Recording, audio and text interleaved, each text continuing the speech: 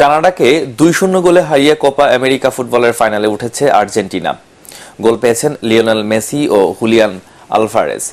এ নিয়ে সবশেষ 8 আসরের 6টিতেই এই টুর্নামেন্টের ফাইনালে উঠল বর্তমান বিশ্ব চ্যাম্পিয়নরা। এসএম আশরাফের রিপোর্টে বিস্তারিত। জয়ের পর বাঁধ ভাঙা উল্লাস নেই আর্জেন্টিনার, বুক ফাটা কষ্ট চোখে পড়ল না কানাডার।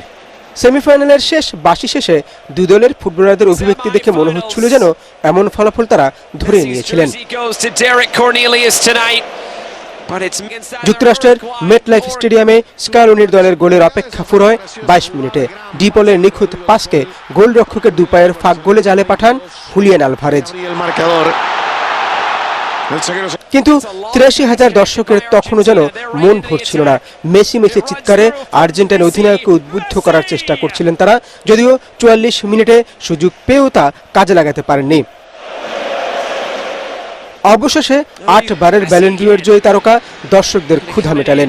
ব্রাজিলের জিজিনিওর পর কোপা আমেরিকার ইতিহাসে দ্বিতীয় ফুটবলার হিসেবে 6টি আলাদা টুর্নামেন্টে গোল পেলেন।